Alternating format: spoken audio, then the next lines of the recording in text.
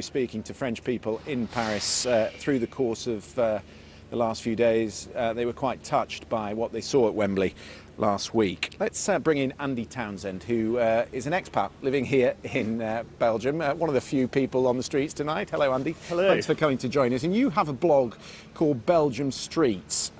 It's about life here as an expat. That's right. I've been recording my experiences here in Belgium for the last 2 years. And quite some experience this past 24 hours. Yes, it certainly has. I actually set out this morning to write a story about the day. I was going to do a blog post for 24 hours on Belgian streets, and it turned out quite differently than I expected. What have you seen?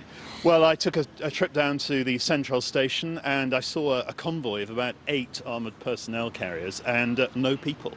Normally, as you said earlier, at this time of the year, the streets would be packed. Where we're standing now, you wouldn't be able to walk. You come here normally on a Saturday night? Not to this particular place, but quite often into the centre of town. Yeah. And so this is very unusual. Yeah, this part of the city is normally absolutely thronging, and you literally can't move. No, I was just making the point. I'm not quite sure how long they can sustain this.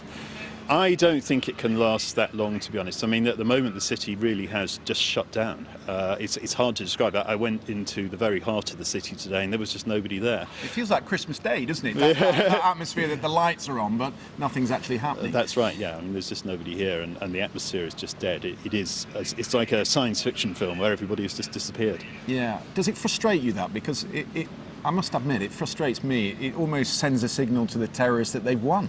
Well, I couldn't agree more. I mean, it was part of the reason that I set out today to take the photos, because I was in London during the 2005 bombings when the IRA were bombing.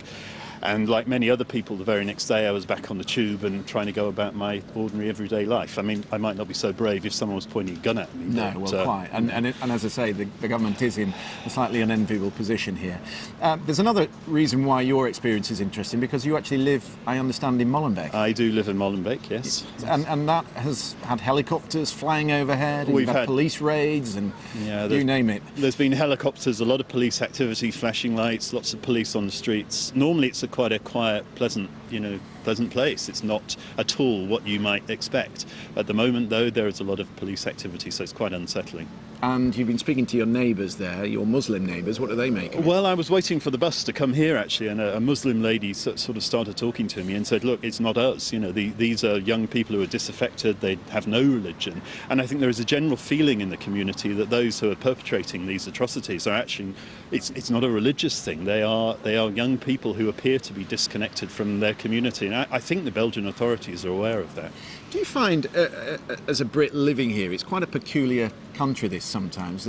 They talk about supranational things with the European Commission, and yet when you get into a locality like Molenbeek, it doesn't feel like it feels like a divided country somehow.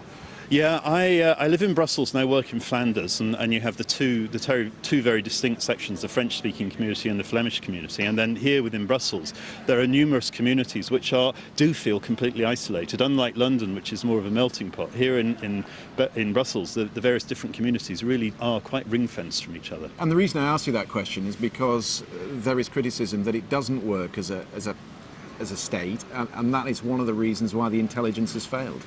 Well, I don't know, but certainly what I see is that there is a divided community. I mean, you feel that, and it doesn't feel like a cohesive country, and that's something I've commented on to friends before. OK, so what are you going to do this evening? Well, I'm going to try and get the bus back home to Molenbeek in one piece and continue to write my story of 24 hours on Belgian streets. Well, best of luck with that, and thank you for sharing your experiences with us and your photographs. OK, thank you. Yeah, as Andy was saying, we expect that there will be more focus on Molenbeek. Of course, they're still looking for that missing gunman, Salah Abdeslam, and I wouldn't be at all surprised if we see more of those police raids there over the course of the weekend.